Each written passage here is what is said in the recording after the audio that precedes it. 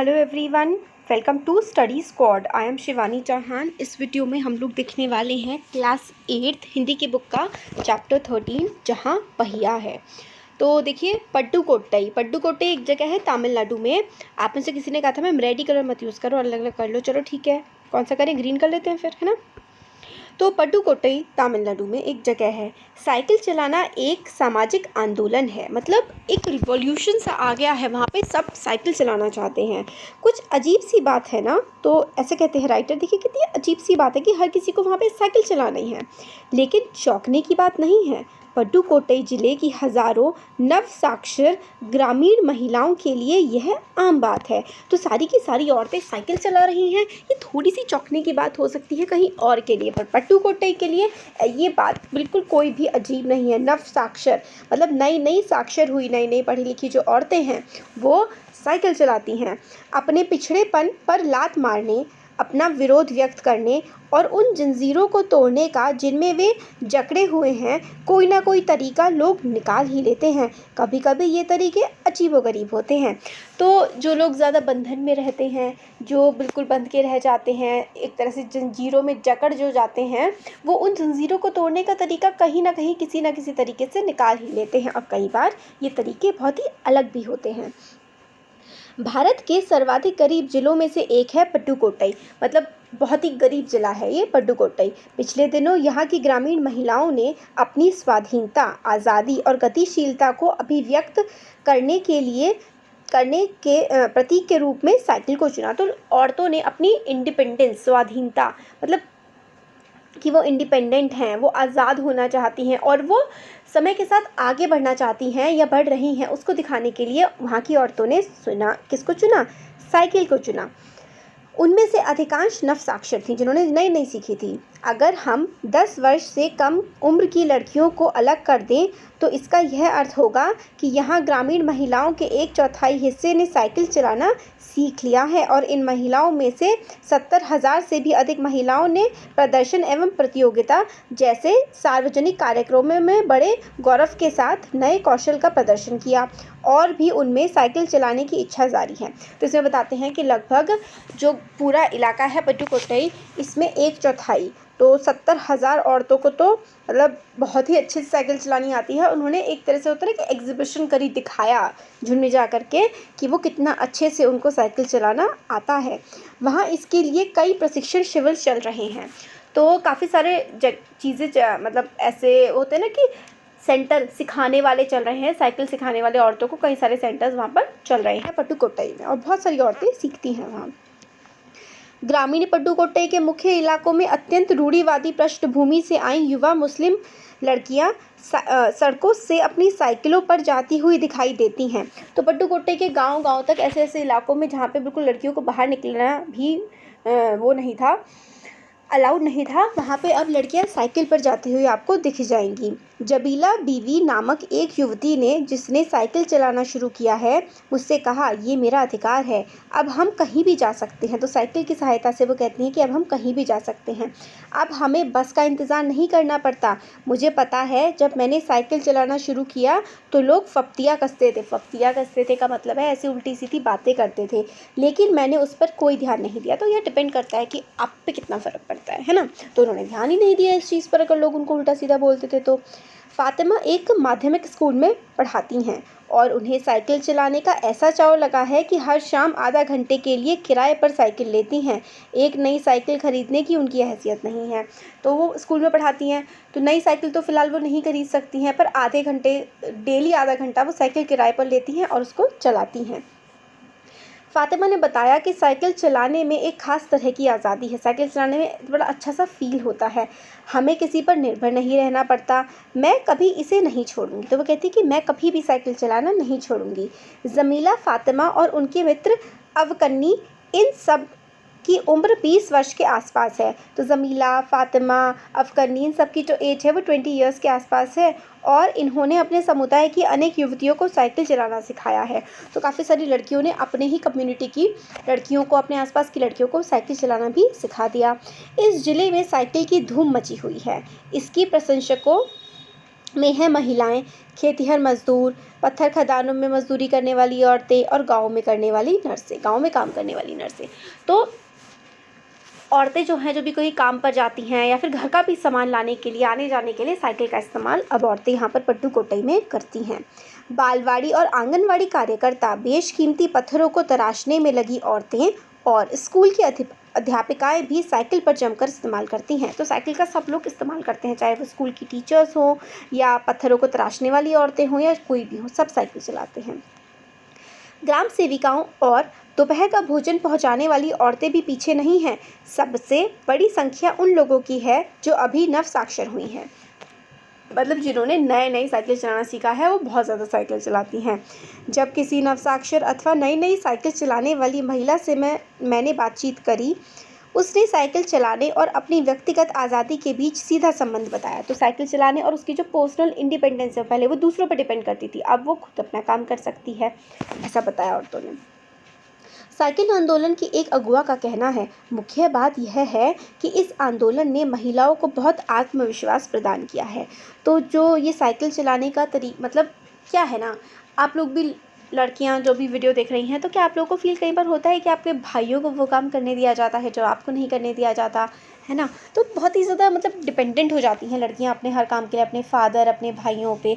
तो साइकिल ने वहाँ की लड़कियों को, पट्टुकोट्टई की लड़कियों को, औरतों को आज़ादी दी।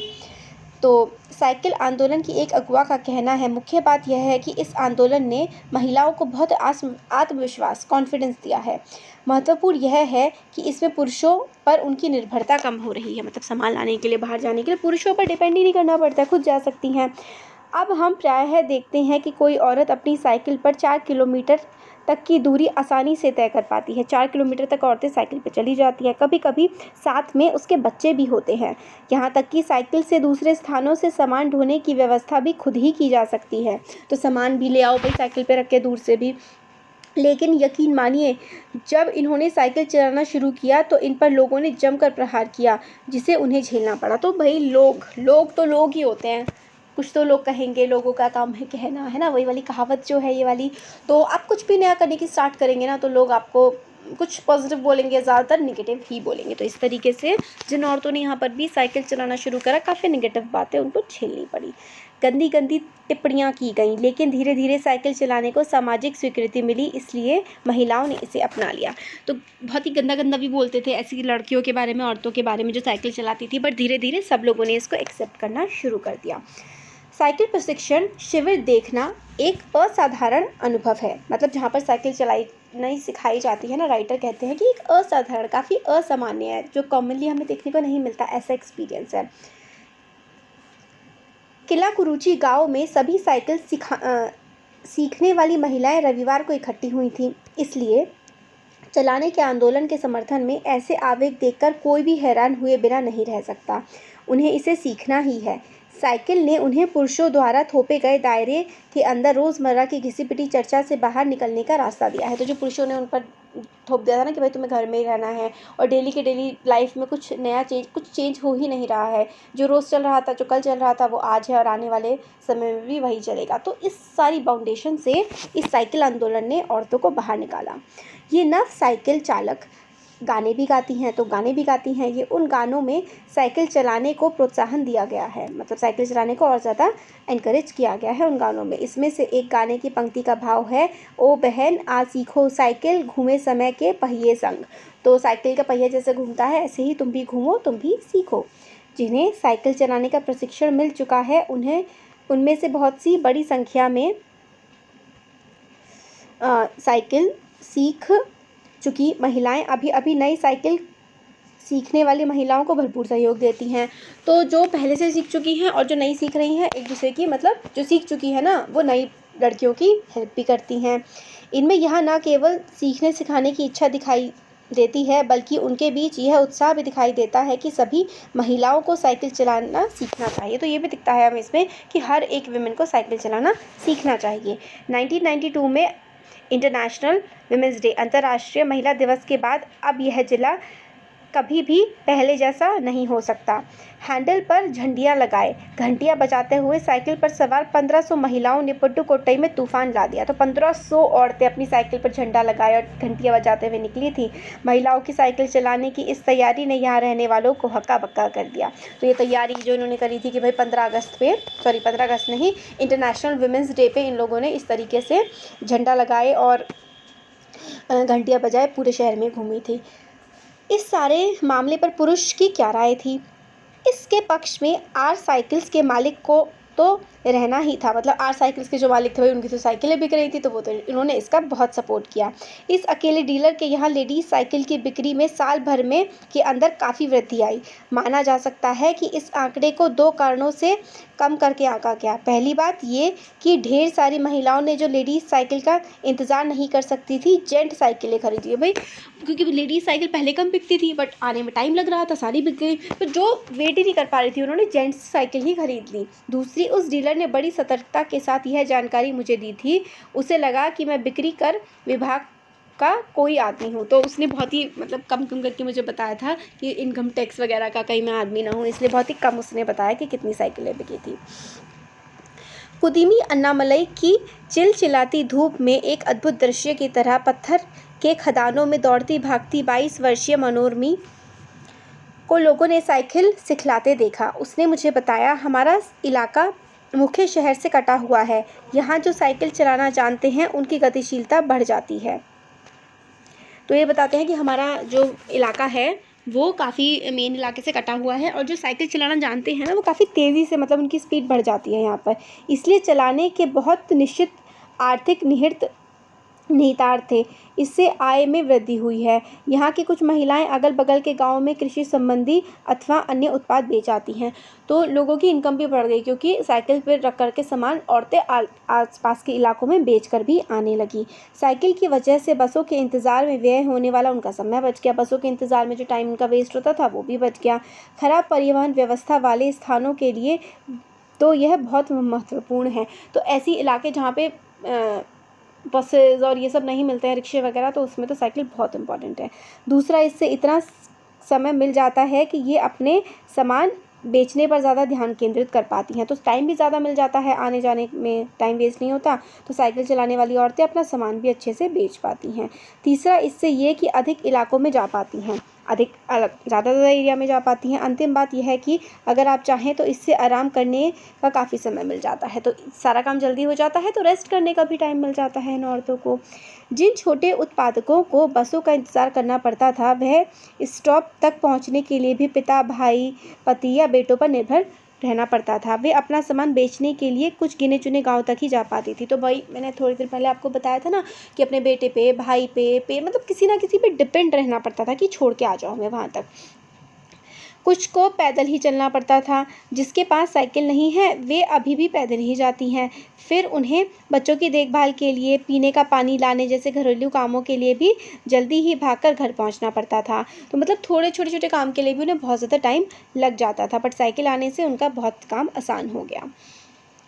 तो अब सारा काम वो बिना दिक्कत के कर लेती हैं। इसका अर्थ यह हुआ कि अब किसी सुनसान रास्ते पर भी देख सकते हैं कि कोई युवा माँ साइकिल पर आगे अपने बच्चे को बैठाए पीछे करियर पर सामान लादे चली आ रही है। तो किसी सुनसान रास्ते में भी आप देख सकते हैं कि औरत जो है आप आगे अपने बच्चे को बैठाए पीछे सामान लादे करियर पर आराम से वो आ रही है। वह अपने साथ पानी से भरे 2 या 3 बर्तन लिए अपने घर का काम पर जाती देखी जा सकती है। 2 या 3 बर्तन लिए पानी के और आगे काम पर भी वो जाती हुई दिख सकती है आपको। अन्य पहलुओं से ज़्यादा आर्थिक पहलू पर ही बल देना गलत होगा। मतलब और भी सिर्फ पैसा ही नहीं कमाया है, और भी बहुत सारी चीज़ें। साइकिल प्रशिक्षण से महिलाओं के अंदर आत्मसम्मान की भावना पैदा हुई है। मतलब औरतों ने खुद पर इंडिपेंडेंट हो गई हैं औरतें, और खुद पर ट्रस्ट करना शुरू किया है, सेल्फ कॉन्फिडेंस आया है, और ये बहुत ही महत्वपूर्ण बात है। फातिमा का कहना है, बेशक यह मामला केवल आर्थिक नहीं है, सिर्फ पैसे से ही इम्पॉर्टेंट नहीं है, बल्कि हम कितने ज़्यादा कॉन्फिडेंट हो गए हैं। फ़ातिमा कहती हैं, फ़ातिमा ने ये बात इस तरह कही जिससे मुझे लगा कि मैं कितना मूर्खतापूर्ण ढंग से सोच रहा था। उसने आगे कहा, साइकिल चलाने से मेरी कौन सी कमाई होती है, मैं तो पैसे ही गंवाती हूँ। मेरे पास इतने पैसे नहीं कि मैं साइकिल खरीद सकूँ, लेकिन हर शाम मैं किराए पर साइकिल लेती हूँ ताकि मैं आज़ादी और खुशहाली का अनुभव कर सकूँ। तो ये कहते हैं कि पहले मैं सोच रहा था कि पैसे कमाना शुरू हो गया है, बट फ़ातिमा की बात सुनकर कि फ़ातिमा कहती है कि मैं तो पैसे कमाती नहीं हूँ साइकिल से, मैं तो गंवाती ही हूँ। मैं तो साइकिल किराए पर खरीद के, किराए पर लेकर के चलाती हूँ रोज़ शाम को, जिससे मुझे फ्रीडम, हैप्पीनेस, मुझे बहुत ही खुशी महसूस होती है जब मैं साइकिल चलाती हूँ। पड्डुकोट्टई पहुंचने से पहले मैंने इस विनम्र सवारी के बारे में कभी इस तरह सोचा नहीं था। मैंने कभी साइकिल को आज़ादी का प्रतीक नहीं समझा था। तो राइटर कहते हैं, मैंने कभी नहीं सोचा था कि एक साइकिल जो है वो फ्रीडम का, आज़ादी का भी प्रतीक हो सकती है। एक महिला ने बताया, लोगों के लिए यह समझना बहुत कठिन है कि ग्रामीण महिलाओं के लिए कितनी बड़ी चीज़ है। तो गाँव में रहने वाली औरतों के लिए कितनी बड़ी ये चीज़ हो सकती है साइकिल चलाना, ये ज़्यादातर लोगों के लिए समझना काफ़ी मुश्किल हो सकता है। उनके लिए तो यह हवाई जहाज़ में उड़ने जैसी उपलब्धि है। जो औरतें गाँव में साइकिल चला पा रही हैं, उनके लिए तो एयरप्लेन में बैठने जैसा बड़ा काम है। लोग इस पर हंस सकते हैं, लेकिन केवल यहाँ की औरतें ही समझ सकती हैं कि उनके लिए यह कितना इम्पोर्टेंट है, कितना महत्वपूर्ण है। जो पुरुष इसका विरोध करते हैं वे जाए और टहले, क्योंकि जब साइकिल चलाने की बात आती है वे महिलाओं की बराबरी ही नहीं कर सकते। तो वो कहती हैं कि जो लोग इनका विरोध करते हैं, स्पेशली आदमी, वो जाएँ और टहले, क्योंकि साइकिल चलाने में वो हमारा कॉम्पिटिशन कर ही नहीं सकते, ऐसा औरतें कहती हैं। ये चैप्टर लिखा है पी साईनाथ ने। बहुत अच्छा चैप्टर है कि किस तरीके से औरतें इंडिपेंडेंट होने की अपना कोशिश करती हैं। तो ये चैप्टर हमारा हो गया है कंप्लीट। कैसा लगा वीडियो ज़रूर बताइएगा। अच्छा लगा तो लाइक करिए, चैनल को सब्सक्राइब करिए, अपने फ्रेंड्स के साथ भी शेयर करिए। Thank you.